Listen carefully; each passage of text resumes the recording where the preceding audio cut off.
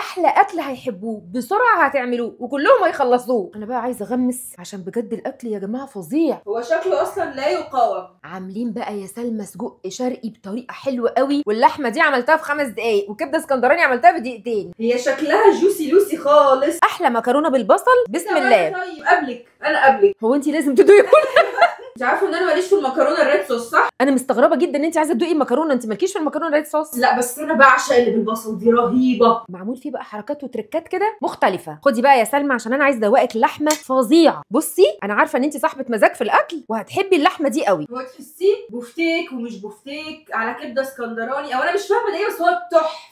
هو احلى حاجه انه معمول في 5 دقايق، اكل سهل وسريع جدا جدا. ما تعتليش هم من النهارده، طول ما نهله موجوده خدي افكار عن الغدا، في ثانيه لا ثانيه كده تلاقي نفسك خلصتي الغدا. يلا بقى يا حلوين اقول لكم حضرنا ايه عشان غدا النهارده الجميل ده. انا خرطت بصل وضربت طماطم في الخلاط وقطعت بصل سلايسز كده وفلفل احمر واخضر وكام فص توم وفصين كده من الليمون وشويه خضره وطماطم مبشوره. حضري كل حاجتك وبعدين ابدأي، هتلاقي الاكل خلص معاكي بسرعه جدا. طاسه على النار 3-4 معالق من الزيت عشان نبتدي نعمل اللحمه بتاعتنا الحلوه دي.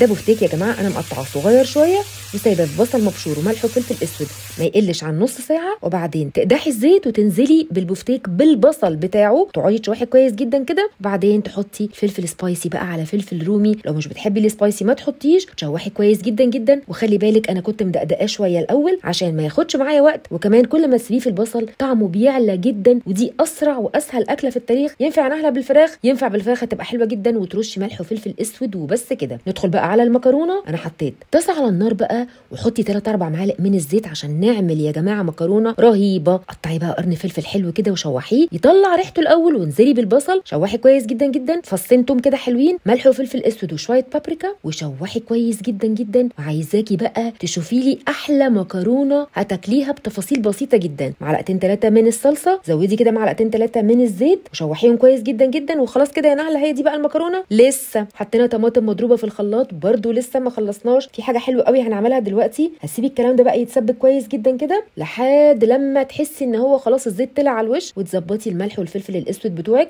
ما بنحطش حاجه تاني. المكرونه نفسها انا سلقتها، جبت طاسه على النار، معلقه كبيره كده من السمنه بقى البلدي الحلوه بتاعتنا دي او اي سمنه عندك. شوحي كويس بقى المكرونه. عايزه اقول لك الحركه دي بتدي طعم حلو قوي. روحي نازله بقى بالصلصه، وبعد كده بقى ايه قلبيهم مع بعض. مهما اقول لك بقى يا حبيبتي طعمها حلو ازاي، يعني مش عارفه اقول لك سلمى انبهرت، مع ان سلمى ملهاش في المكرونه بس حبيتها بطريقه حلوه جدا جدا. بجد يا جماعه الاكل سهل وسريع. وعايزه اقول على معلومه، طبعا انتوا شايفين سفرتنا فيها اكل كتير جدا، فيها سجق كمان وفيها كبده، فيها حاجات حلوه كتير، بس انا ما حبيتش ان الفيديو يطول عليكم. فان شاء الله بكره نكمل الجزء الثاني من الفيديو الحلو ده. عايزه اسمع رايكم بقى عشان بجد الاكل كان سهل وسريع قوي. وعلى فكره كان عندي ضيف يعني، فحبيت ان انا اعمل حاجات حلوه وكتيره وفي نفس الوقت ما اقفش في المطبخ كتير. طبعا مش عايزه اقول لك بقى تحمري كده شويه فرايز، تحطي شويه مخللات، بس بجد والله انت لازم تجربي الاكل ده. حركه السمنه اللي احنا شوحنا فيها المكرونه دي مخليه طعمها يا جماعه فظيع. اللحمه دي ما خدتش يا جماعه اقول لك ايه اقل من 10 دقائق، هي 6-7 دقائق كانت استوت، لاني مدقدقاها وسايباها في بصل. ودي نقطه مهمه جدا جدا.